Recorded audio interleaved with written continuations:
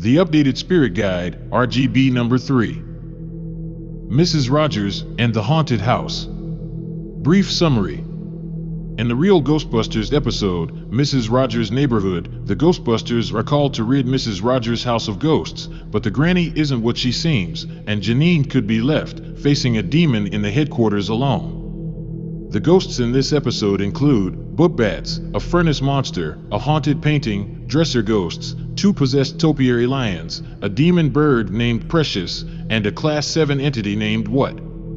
Primary canon. After a week of no cases, the Ghostbusters received a call about a haunted house at 1313 13th Street in the Levittown suburbs of Long Island. A demon named What had manifested in human form as an elderly old woman named Mrs. Rogers and was accompanied by its primary minion, a demon bird in the form of a yellow canary named Precious. The demon What had created the house to trap the Ghostbusters, with the creature's ultimate goal being to rule and conquer the living world.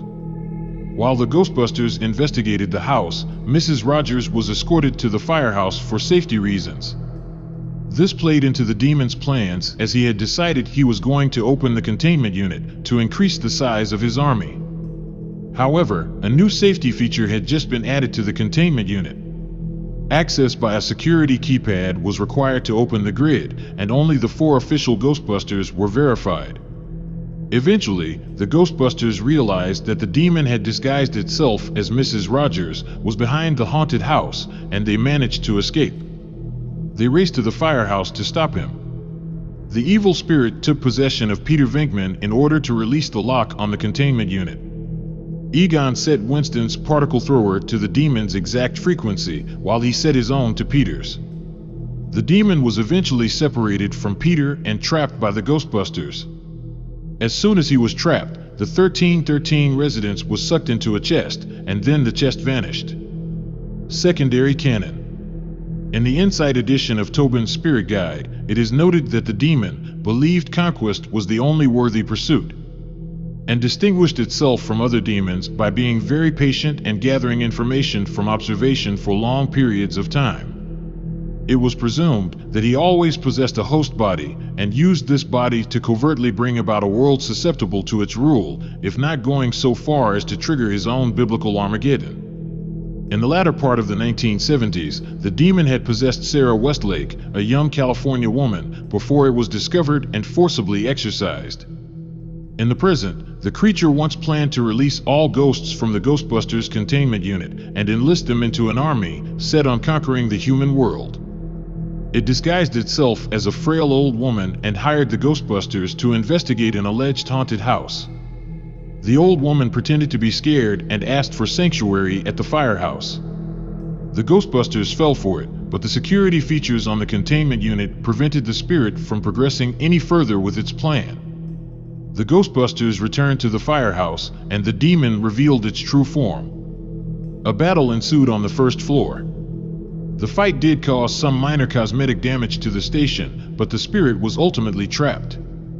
Additional canon. Dimension 50-S. In this dimension, the original Ghostbusters are in their late 50s, and a new generation of Ghostbusters is sent on all the missions that the founding members don't want to take on themselves. The Sanctum of Slime Ghostbusters, Bridget, Samuel, Gabriel, and Alan, have proven themselves many times over. Now they're ready for an easy gig, a simple haunted house. They better be careful though. This haunted house is home to more than just a few low-level ghosts.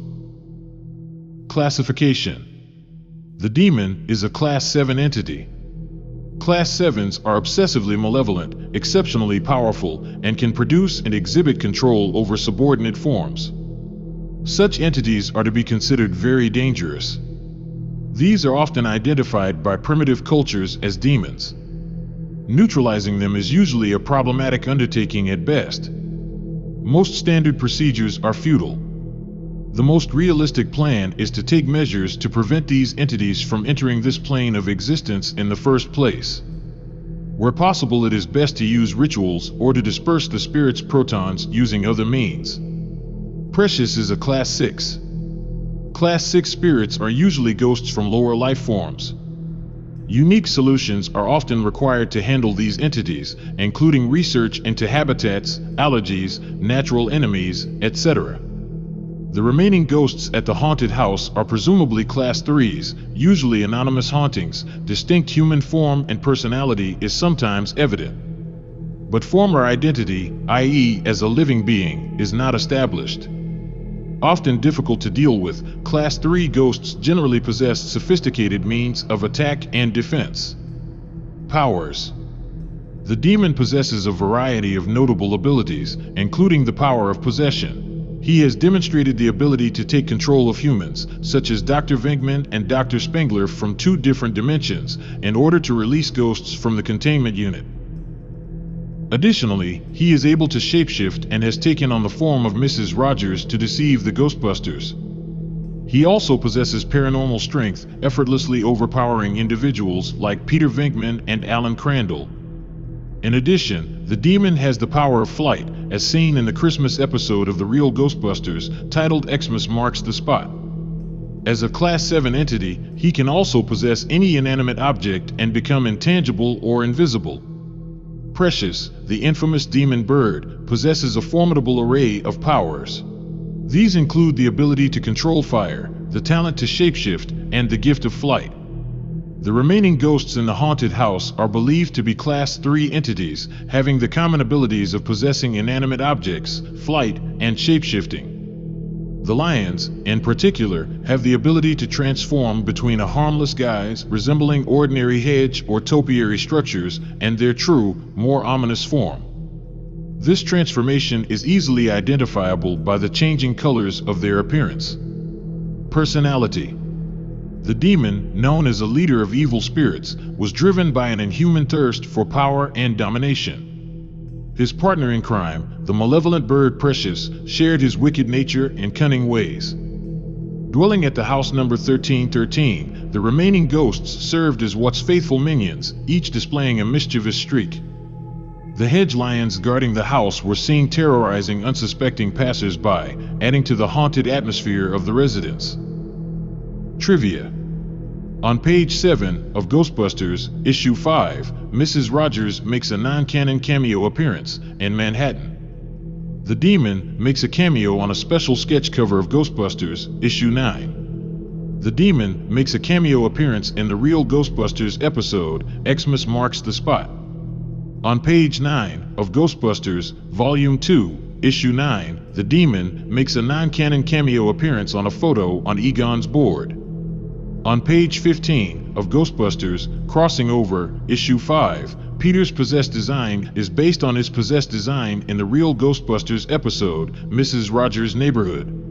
On page 5 of Ghostbusters, IDW 2020, the demon and Precious appear as they first did in Mrs. Rogers' Neighborhood, an old woman and a yellow canary. On page 12 of Ghostbusters, IDW 2020, the demon appears in a form similar to when the spectral Ghostbusters first manifested in the Real Ghostbusters episode, Citizen Ghost. The demon appears on the IDW convention variant cover of 35th Anniversary, The Real Ghostbusters. Precious is referenced in What in Sam Hain Just Happened on page 11. It is in its yellow canary form and is in a bird cage. On page 18 of Ghostbusters, issue 8, Precious makes a non-canon cameo flying outside Mr. Visitor's house. The Book Bats and the Furnace Monster appear in the Ghostbusters 2009 video game. Episode summary. An empty lot in the Levittown suburbs of Long Island, overlooked by the Statue of Liberty, was suddenly occupied by a mysterious house. At the Ghostbusters firehouse, the team was completely bored. There hadn't been a call all week. Winston declared the Ghostbusters were too good, and they had caught everything. Egon agreed. The phone rang and everyone jumped to answer it. Janine revealed it was just her sister calling to give her a new casserole recipe after Ray's terrible casserole the week before. The phone rang again. This time it was a job. The Ghostbusters quickly departed and arrived at a suspected haunted house. Peter was not excited. The last 5 haunted houses were false emergencies. Winston was more optimistic. The address was 1313 13th Street. The PKE meter noted definite spectral activity and a major psychic force inside. The force was so strong that the PKE meter heated up and shorted out. Mrs. Rogers answered the door with her pet canary in a cage. As the Ghostbusters entered, a closet glowed in the background. Mrs. Rogers told the Ghostbusters she was scared, and Peter told Ray to drive Mrs. Rogers back to headquarters for her own safety. Peter then got onto his favorite part, writing up the bill. As Winston searched, he saw a demonic face in a painting, and haunted kitchenware had reverted to normal when Egon peered around a door. In a different room, a strange door opened and spoke to Peter. He was then dragged in. Egon consulted his copy of Tobin's spirit guide. It revealed the true nature of the entity. He was the leader of a legion of demons, and planned to invade and conquer the living world. Back at the firehouse, Janine gave Mrs. Rogers a tour. Slimer was eyeing up some cookies, but was set upon by Mrs. Rogers' demon canary. Precious morphed into a monstrous orange bird and breathed flames at Slimer. Meanwhile, in another part of the station, Janine showed off the containment unit to Mrs. Rogers and noted its new fail-safe protective device. The device required the fingerprints and voice of the immediate staff in order to access the unit. The silhouette of a monster appeared, ready to attack Janine. However, when Janine said she did not have clearance to access the containment unit, only the 4 Ghostbusters did, the monster vanished. Egon attempted to fix his PKE meter, but it immediately shorted out again. Ray was outside, but couldn't get through to the others on the radio. He was about to kick open the front door, when it opened by itself. Ray fell in, and a wave of ghosts flew past him. In another part of the house, after looking in Mrs. Rogers' bedroom closet and taking readings, Egon noticed a huge PKE reading on Mrs. Rogers' dress. Peter asked if that meant Mrs. Rogers' dress was the ghost, to which Egon replied no.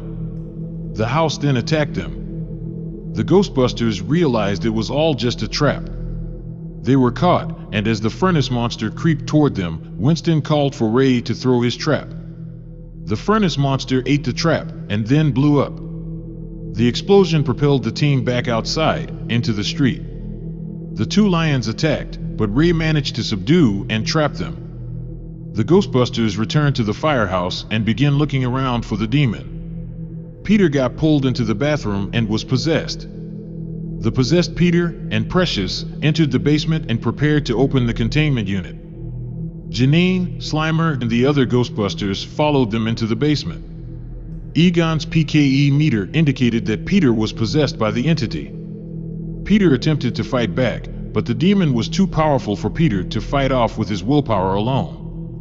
Winston, without thinking, grabbed his particle thrower and tried to fire at the possessed Peter, but everyone stopped him. Ray told Winston that they couldn't blast at Peter without harming him at the same time. Egon had an idea and told the Ghostbusters to adjust their throwers, one to the electrometabolic frequency of Peter and the other to the demon's exact frequency.